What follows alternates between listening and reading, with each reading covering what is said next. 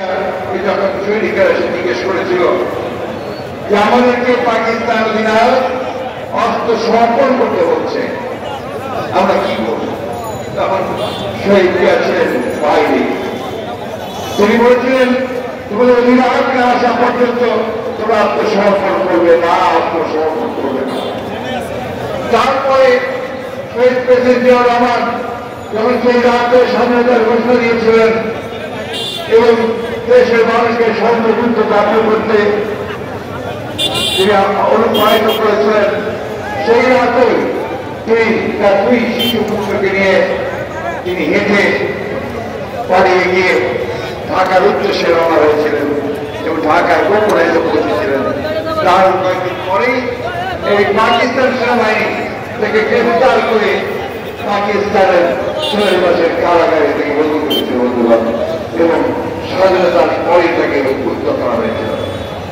সেই দিনে আমি সবসময় বলি যে দেশের বেগম খালেদা জিয়া হচ্ছেন এই দেশের প্রথম নারী মুক্তিযোদ্ধা। একদিকে শহীদ জিয়া ছিলেন স্বাধীনতার ঘোষক, অন্যদিকে এই দেশে তিনি সেই যুদ্ধ ঘোষণার সঙ্গে একাত্মতা ঘোষণা করে সন্তানদেরকে নিয়ে গ্রেফতার হয়েছিলেন পাকিস্তান কারাগারে, তখন থেকে তিনি মুক্তিযুদ্ধে শহীদ হয়েছিলেন। এই নেত্রী 1981 সালে শহীদ প্রেসিডেন্ট জিয়াউর রহমান সাহেবের শাহাদাত বরণ করেছিলেন।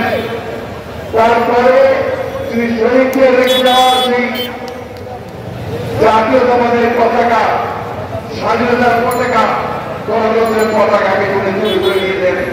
9 বছর তিনি সংগ্রাম করেছেন স্বৈরাচারের বিরুদ্ধে। অনেকেই আছেন যারা তার সাথে সেই সংগ্রাম করে লড়াই করেছেন। তিনি সেদিকে পানি হেঁটে হেঁটে মিছিলের নেতৃত্ব দিয়েছেন, তাকে গ্রেফতার করা হয়েছে, বারবার তাকে নির্যাতন করা হয়েছে। তিনি কখনোই ছেড়ে দেননি বন্ধুবান, তিনি কখনোই আপোষ করেননি। তিনি সেই সংগ্রাম চালিয়েছিলেন, সংগ্রাম করেই তাদের সঙ্গে নিয়ে তিনি জনগণকে সঙ্গে নিয়ে স্বৈরাচারকে পরাজিত করে এই দেশে গণতন্ত্রকে প্রতিষ্ঠা করেন। বন্ধুবান, সুযোগ নেই। আমি সেটা বলতে চাই যে শহীদ বেগম খালেদা জিয়া আর এই গণতন্ত্র এই দুটোকে আলাদা করে দেখার কোনো সুযোগ নেই বাংলাদেশে।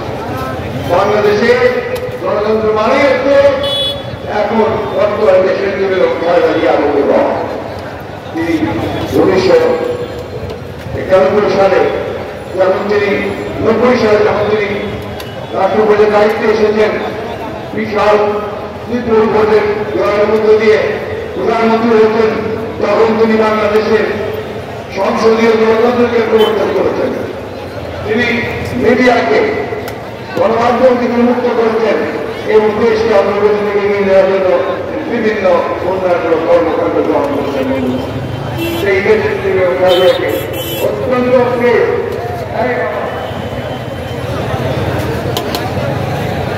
গরিব কোনো শোনো না কেন, আমাদের ঘরে মনে করি আমার ফোন নাই কেমন, প্লিজ লিখেন। আমরা এই গণতন্ত্রের জন্য সংগ্রাম করছি দীর্ঘ 15 বছর।